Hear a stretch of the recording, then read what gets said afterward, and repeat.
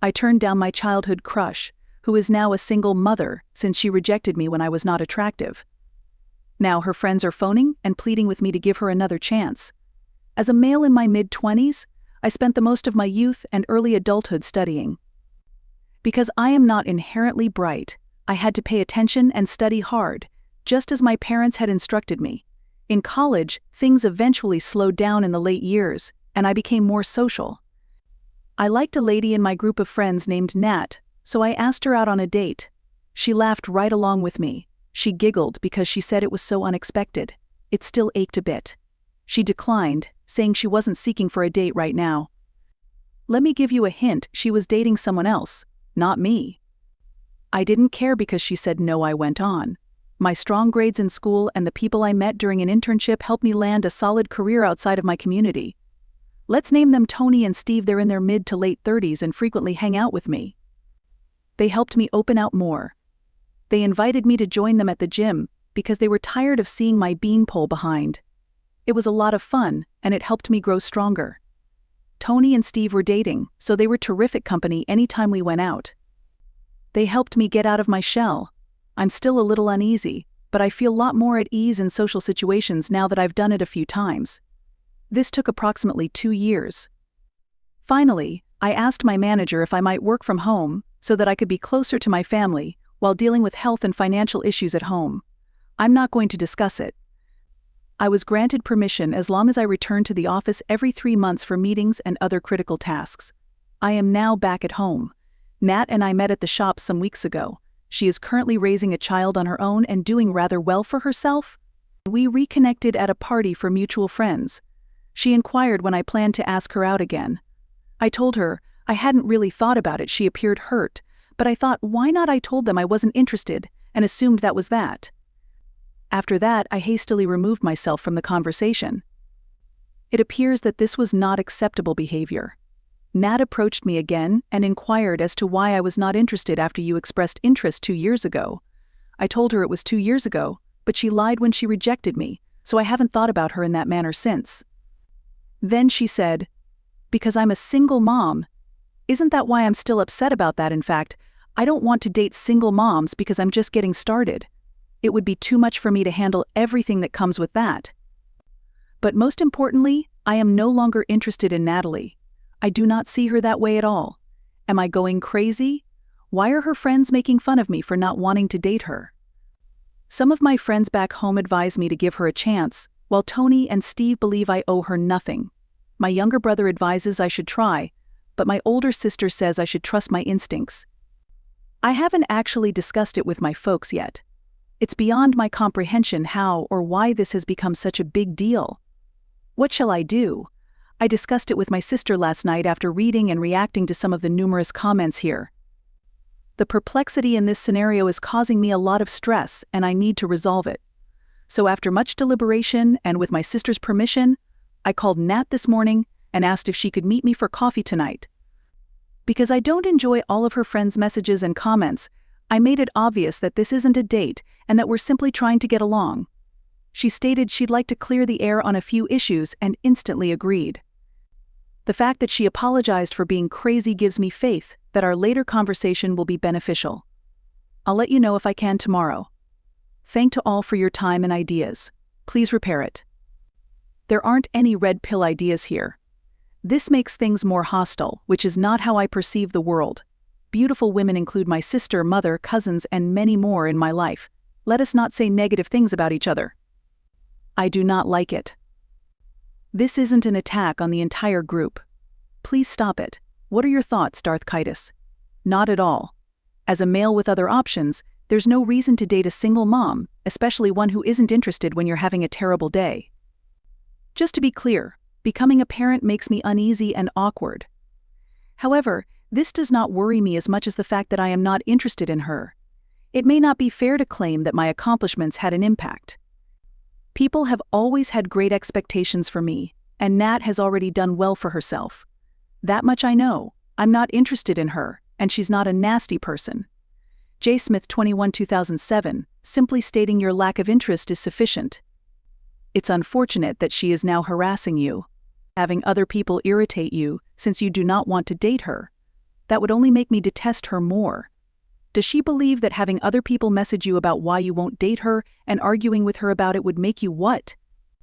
Do you want to get to know her better, or are you forced to date her? Oh, I don't know what she's thinking. I felt very strange, so I haven't been around much. I do feel slightly awful about what I did. It's not my style to turn down people. Magda has clearly laughed at you before. Why should you now consider giving her a chance? She did admit she laughed because she didn't believe I'd ask her out again. I suppose it is true because I also laugh when I am terrified or shocked. I feel awful about it. I dislike making other people feel awful. She is receiving a lot of attention from her pals. There are many positive aspects about her, but my intuition tells me not to go for it. I feel horrible regardless of how I appear. You're correct about fun yellow 65576. The only thing that matters is that she lied to you by turning you down. Thank you. It would have been okay if she had informed the false desert that she was not interested. Still, I understand that women lie when they do not feel safe. Of course, I don't blame her for her actions, but they don't make me feel good either. Before I tell you how last night went, I wanted to clarify a few points. I try not to assume that someone is acting badly when it's possible that they were simply not paying attention. I think the world would be a better place if we attempted to be less aggressive, more helpful. I know I would like to be given another chance if I made a mistake, so I tried to do the same for Nat and her pals. I'm so glad I did. Nat has been on the periphery of my life for a while. We were never particularly close, but being in the same town allows you to get to know someone better over time. I was taken aback by her behavior because I knew it was unusual for her. I was surprised and nervous when her friends contacted me because I'm not used to receiving that much social attention all at once, regardless of the tone or focus of attention. I believe these are often good people who are behaving terribly. They are not inherently terrible people.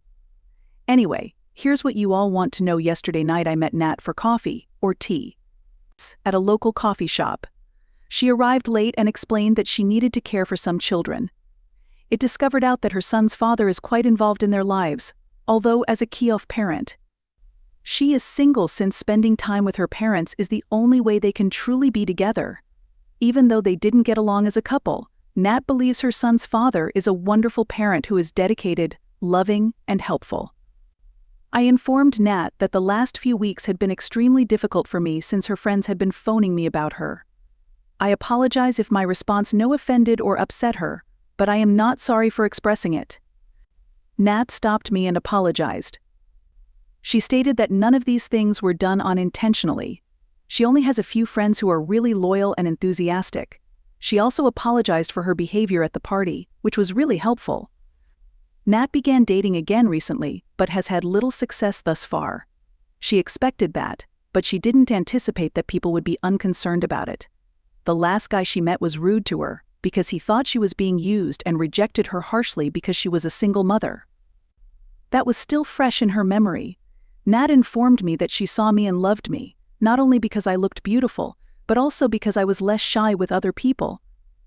Could have a decent conversation now. That is why she was concerned in my development. She recalled that I was sweet and intelligent, but I was bad at making friends when I initially asked her out on a date. Nat was certain she did not intend to laugh. She was stunned because she had no idea I thought of her in that way in the first place. In this scenario, I believe her. She was actually flirting with me during the party. When I rejected her down, the negative feelings she was carrying from the last time I turned her down took over, and she behaved horribly. According to her, she informed her pals, and they attempted to make things better. Nat should be proud because the texts have ceased. I called her yesterday and told her I wanted to meet up. In retrospect, I believe I may have overreacted. That's what I think, because some of her friends' messages appear to be pushing for us to get together, rather than blaming me for saying no, if that makes sense. However, all of the attention made me feel compelled to act, and I may have been concerned. That's pretty much it, folks. I apologized, and she did too. It's much less exciting than I believe some people expected. No, we are still not dating, and we are both fine with it. However, we decided that if the opportunity arose again in the future and the timing was perfect, one or both of us may gently bring up the topic again. I don't believe it will. ever happen. But it's also not a horrible concept. I simply won't worry about it for at least a few years. For the time being, I am content with my current situation. You appear to be a very lovely guy. My hunch is that your concern about what was going on had a role, but beneath it all, you appear to be a thinking individual. Stay away from Nat and her companions. Even if she didn't intend for the wild rush to occur, the fact that her pals believed it was acceptable is frightening. Pay attention to Steve and Tony. They have the correct screws in their heads. Thank you, P. I am thankful for my pals. It's hardly surprising that I'm having such a strong reaction right now, given that I've been nervous for the majority of my life. After reading both portions of your narrative, Fibblemish, I do not understand why you're speaking with her or her insane buddies. How long would you like to stay in high school? She couldn't handle her life and slacked off on you via the internet. You did nothing wrong. Adults deal with their own challenges when they emerge. Don't send adult texting to someone else on who they should date. Except for you, no one else was interested in this, including that troop of harpies. It is impolite and sad to do this. Say no to her again, stand up for yourself, and get on with your life. The refrigerator they own. He used to enjoy and respect that person, and he wanted to give her another chance to prove herself. Does she deserve it? That doesn't matter because he simply wanted to clarify the situation. I couldn't agree with her or her pals, but that's part of being human. It doesn't sound like he wants to date her. Thank you, P. I wanted to put things right. When anything feels unfinished, I feel terrible. Nat was more amenable this time around, which I appreciated, and I enjoyed knowing more about her life. I feel terrible for her because the last two guys were very harsh to her. I can't imagine being so cold to someone else. I don't get it. This is Peter 95,837. I was surprised that things didn't go as horrible as I expected. I'm laughing out loud while reading the Boo story. I'm delighted for the AP, who appears to be a lovely guy. However, staying away from Nat and her companions is the best option for everyone. Let us go on to the next story. Second story. By tracking our airline miles, I discovered that my wife was having an affair in Paris. I canceled her return flight, divorced her, and even caused her French friends band to disband. I'm 33 years old and my wife is 30. We've been together for 6 years. When I first met her, I knew I wanted to spend my life with her. Plus, she exceeded my expectations for a woman. I really had to work hard to convince her to go on a date with me. We worked in the same office, and she didn't want to get in trouble. I'm dating another worker. But the way she looked at me suggested she liked me. We finally went on our first date, and it was wonderful. We fell in love soon and married around 1.5 years after meeting. One of my favorite aspects about her was her desire to constantly learn new things. She was constantly striving to acquire something new, whether it was a language or a new ability. She knew a great deal about the world. She enjoyed traveling on excursions and learning about different countries. I wished to be any of those things, so I admired her for it. When we initially married, we went on some trips together. It was incredible that we traveled to Singapore and Thailand together. It was obvious that we couldn't move at all during the pandemic. My wife was quite upset that she couldn't travel around the world. It was her greatest love, and being trapped in a house for months was a nightmare for her. To avoid this, she joined an online group that met once or twice a month. On a Zoom call, people would just discuss their travels and home nations.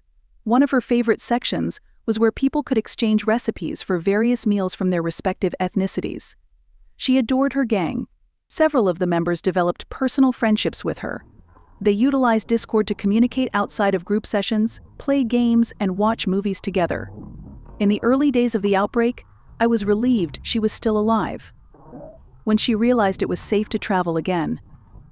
After getting the shots, she jumped at the first chance she had. However, I was back at work and couldn't do anything like that due to my schedule. She lost her work at the beginning of the pandemic and I was looking after us both, so she could have taken a holiday if she wanted. We discussed it for a long time since she did not want to travel without me. But after everything had happened, she told me how stuck she felt.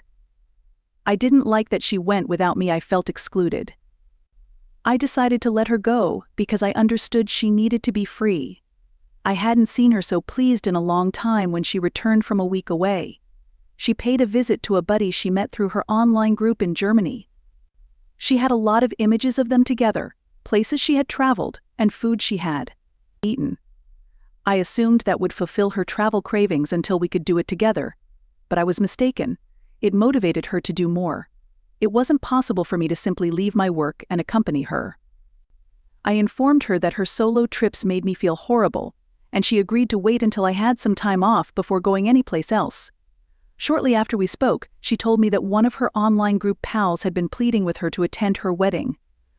I first anticipated that I would have enough time to request time off work and accompany her.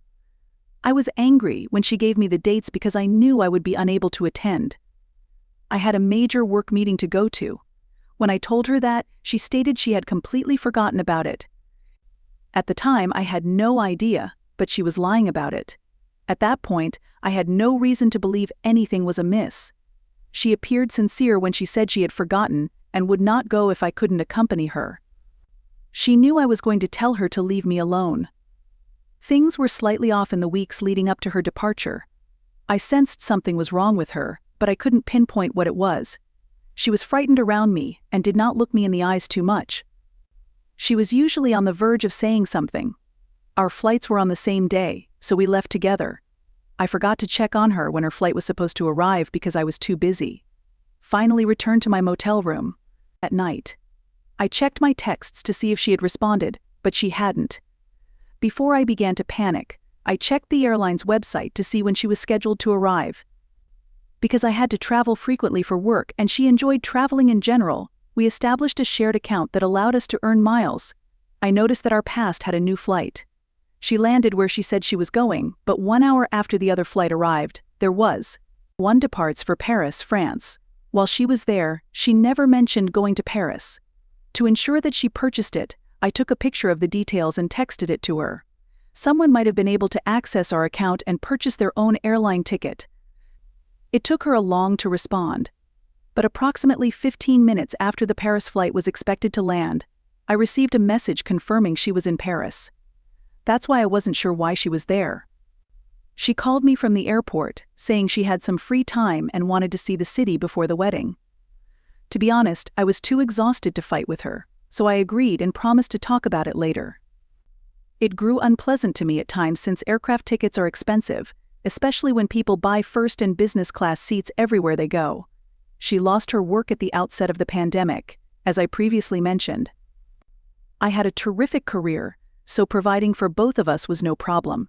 However, knowing about such purchases might be beneficial. After going to bed, I didn't think about it until the next morning. When I checked my phone, I noticed a text message from an unknown number. Phone. When I first saw it, I didn't mind because I get a lot of spam text messages every day.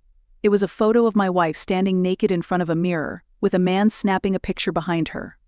I opened it to find out what it was. The image contained no background information. I immediately answered by asking who it was. They read the message but did not respond. Despite the fact that the meeting I was attending was critical to my career, I tried to forget what I saw in order to get through the day. I didn't look at my phone because after what I saw, I couldn't bear the thought of my wife messaging me that she loved me. When the day was finally ended, I noticed that the number that texted me attempted to phone me twice. When I returned to my hotel room, called, go back. Surprisingly, a male answered the phone. I asked him what his name was and why he had sent me the picture. He said he only wanted to let me know that talking to my wife wasn't on his agenda. I didn't comprehend what he was saying. I was married to her. He was the one barking up the wrong tree. I could tell he was French by his loud accent when we were on the phone. It was obvious that she purchased the plane ticket to France to be with the man in the photograph. I was curious, so I checked the airline's website again to see whether she had booked another flight back to the place she was supposed to be in, but she had not. The final ticket she had. The only thing left was her return trip home. I removed my payment details from the internet and canceled her travel without giving it any thought. Even though I didn't understand what was going on, I knew she had cheated on me. I was not very interested in the specifics of what she told that person. I knew she was lying when she stated she had to travel abroad to sneak away with the other guy. I didn't think she was even supposed to attend a wedding. After the meeting, I immediately went home. I was going to take everything from her if she cheated on me. I wouldn't mind if she ended up lost in Paris for the rest of her life. When it was time for her to go home, she called and contacted me to find out why I had to cancel her trip. She had no idea what was going on until her little boyfriend told me.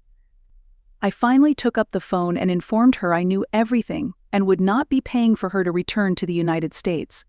She would have to find her own way home. She attempted to explain the photograph by claiming that I had misidentified it because it was an old photo of an ex. I was positive it wasn't. Once again, she was telling me lies.